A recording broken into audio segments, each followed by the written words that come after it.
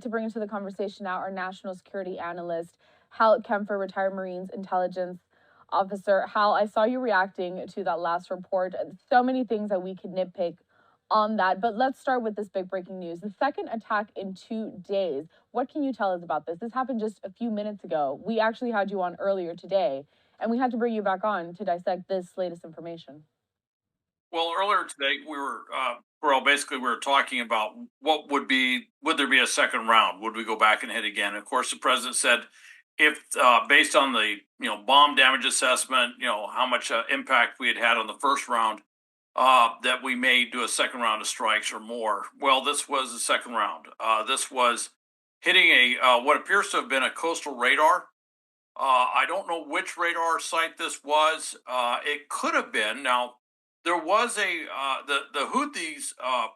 Their rhetorical flourish was in full fashion, and they said that they were going to strike back with everything they had. Well, apparently, everything they had was one missile, and the missile went out in the ocean and didn't hit the target. And it turns out that the missile was actually tracking on a tanker full of Russian oil, which obviously was not the target that they were aiming for.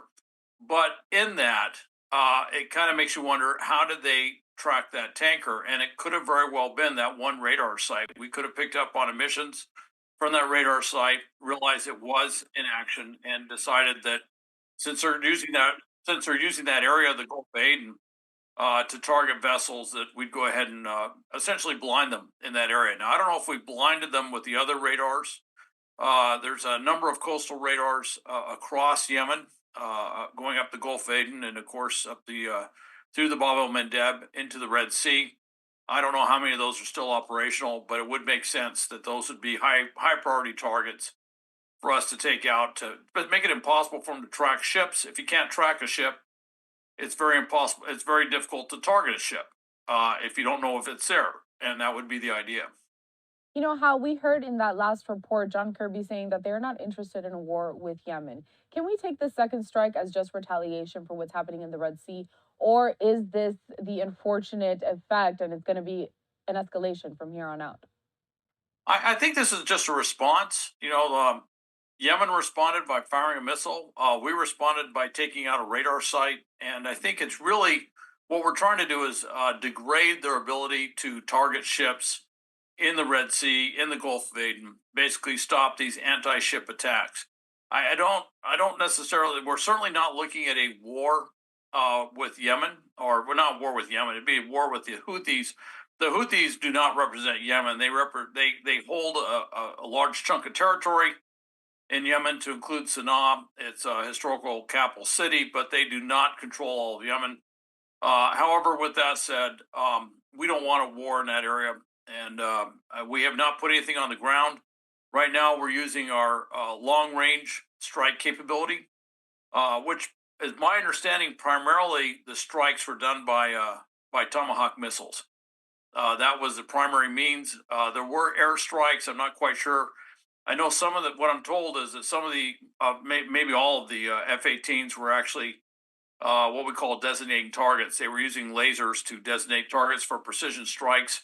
I don't know if they actually delivered any munitions themselves. They may have, and of course the UK was also involved with this. So I'm not quite sure what they delivered in the way of munitions from aircraft either. But with that said, we're not looking to expand this. We've made it very clear. I think we've also made it very clear, and there's some interesting. I don't know what we'd call reporting, but interesting writing out there by various experts that Iran may have put itself in a corner. They may have a difficult. Iran loves to go out there and do things that kind of push. They went and took that ship off of Oman yesterday, essentially piracy again, near the Sea of Strait of Hormuz, and so they're doing that. They're doing it to kind of push the envelope, but Iran does not want a war with the United States, nor do they want a war with the United States and its allies. And some of those allies could be their neighbors if there was such a war. So they want to push, but now they're looking at what's just happened in Yemen, and it's not necessarily that we're delivering a message, but you can't help but do something like that, and a message is sent. And that message is that we have some tremendous capabilities, and if we had the effect on target that the sheer array of munitions and the number of targets suggest, we may have seriously degraded the ability of the Houthis to continue to target ships in the Red Sea. However, tomorrow, the next day, this coming week, that'll be the truth teller. You know how when I first heard about the second attack, we have also heard reports that the Houthis are saying that they are going to respond to these attacks harder, stronger, and the US and other forces, they're going to feel it. I immediately thought that the US is taking this threat seriously and they're doing as much as they can now to kind of eliminate this threat as a whole. Well, here's the thing with the Houthis, and look, it's not unique to the Houthis. When we hit, we have tremendous capabilities, and when we hit hard, the first thing they do is they will get out there with rhetorical flourish and say, "Oh, we're going to strike back harder and worse than we ever did before." And they have to say that. That's basically for their domestic audience. You may have seen they had a huge rally the day after, right after the strikes. They had this massive rally in Sanaa, and I think there were smaller rallies elsewhere in the country. And of course, you have to put this overarching rhetoric. They have to do it for domestic consumption, saying we're going to strike back with everything. The question is, what is in their kit bag of everything now? We have had a lot of time to figure out where their drones are, where their missiles are, where their munitions are. It's not that tough to figure out where their coastal radars are or any other collection means that they're using. And we hit them with what was reportedly over 100 missiles.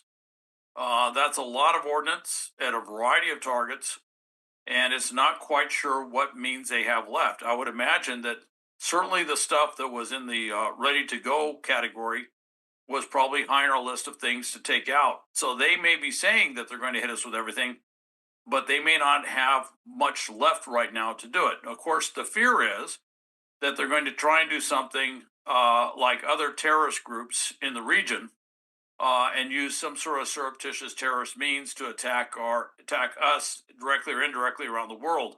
Now, we took them off the foreign terrorist organization list. We just heard today President Biden saying that he thinks they're a terrorist organization. I would guess with that kind of high level guidance that they're going to be doing a very quick review as to whether they need to be returned to the foreign terrorist organization list. Keep in mind, a lot of other countries still consider them terrorists, and there's a very good chance that that's actually going to happen. But if they can't strike us with missiles and drones, they're going to try and find other things. And by the way, one of the things we have to look at is maritime assets. What do they have on the water? What will they try to do? And we already saw one unmanned surface vessel. We may see something like suicide surface vessel bombings. With that, I don't think they'll have a lot of success because, frankly, if you have the weapons that we have in the water, as those boats go out, they don't seem to get very far. Hal, I want to So, go back to this point that you made about Biden. He's kind of downplaying this foreign terrorist organization label to give to the Houthis. Earlier today, Andrew Kraft, when you were sitting with him for the interview, we asked you about that. But how important is it for them to have this designation? well, for what we're doing right now, it's not essential. I mean, we had more than enough justification, more than enough reason. Not just us, but the global community had more than enough reason to attack the Houthis to stop these attacks in the Red Sea and the Gulf of Aden. All right, that was open and shut. However, because of the type of organization they are, because of what they're doing, because of the means with which they're doing it, I think that we're going to go ahead and probably put them back on the FTO list, the Foreign Terrorist Organization list. And what that does is it allows us a little more freedom of action in addressing the Houthis as a broader organization, not just Houthi military positions inside Yemen, but also looking at the Houthis across the board. And it helps us and our allies in dealing with Houthis that may be traveling to foreign countries, could be traveling to our country to possibly, to develop some sort of terrorist attack on U.S. territory or in some other country. And by us designating them with that, it enables us to legally do things and politically do things that we may not be able to do quite so easily if they didn't have that designation. Okay, Hal, you also mentioned earlier that the Houthis may not have so much left in them after all of these strikes against them, but they are backed by Iran. How close are we to a full scale war with Iran?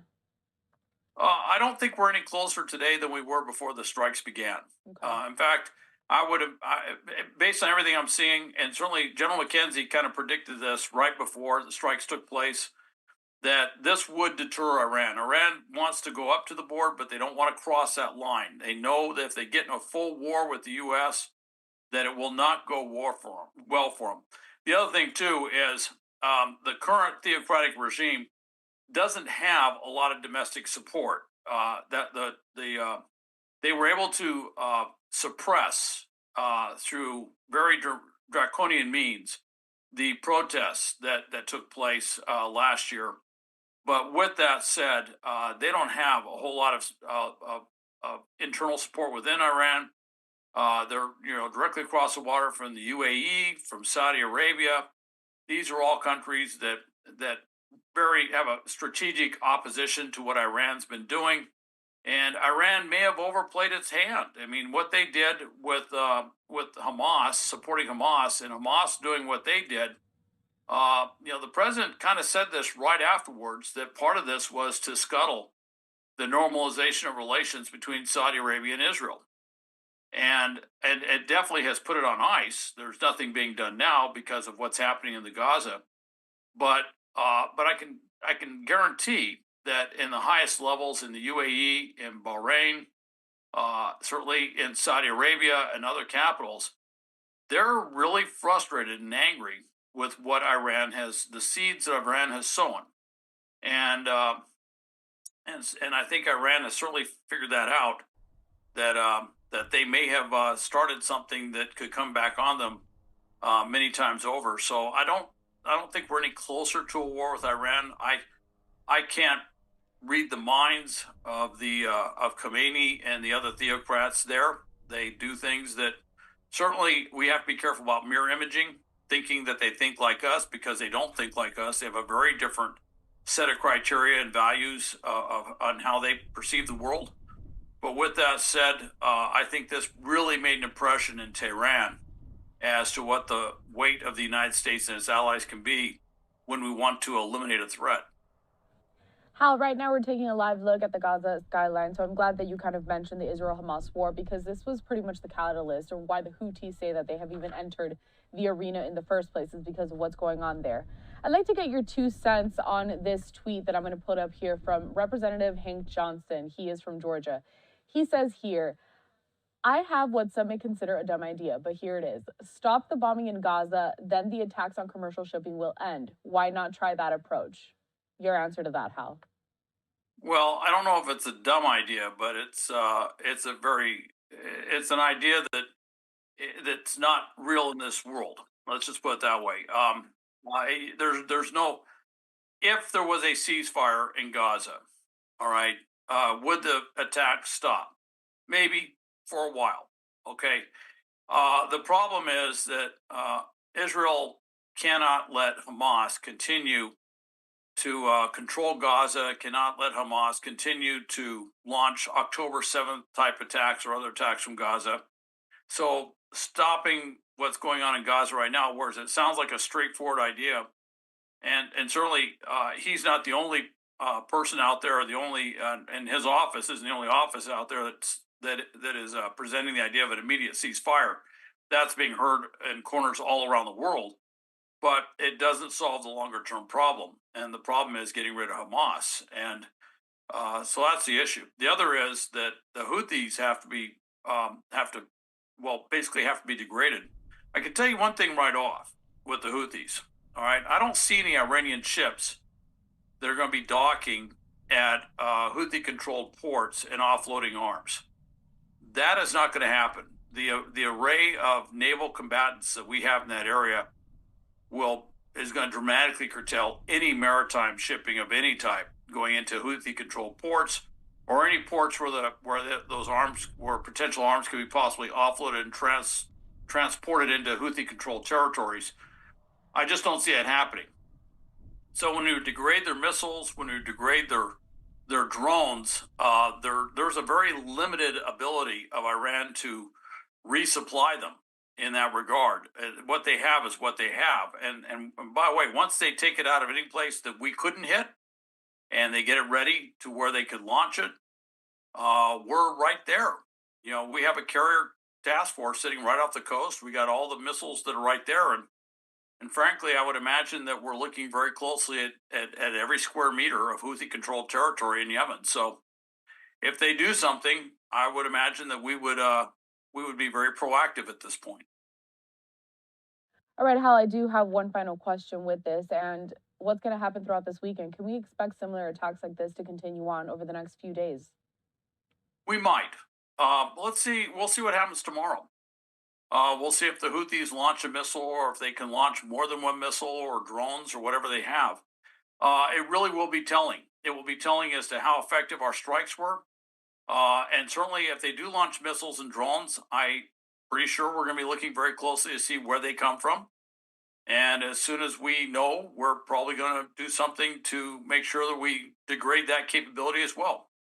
And we'll see how this rolls out. We don't want to take any territory in Houthi controlled Yemen. We don't want to be on the ground in Houthi controlled Yemen, but we do want to degrade their ability to do what they're doing. And that's probably going to be the focus for this weekend.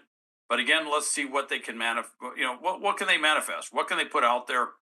They've said we're going to strike back harder than we ever did before. My question is, with what? What are you going to strike back with? That's what I'd like to know. And so we'll find out this weekend. I guess we'll just have to see. And Hal, of course, you'll be on standby for all of this, the developing news.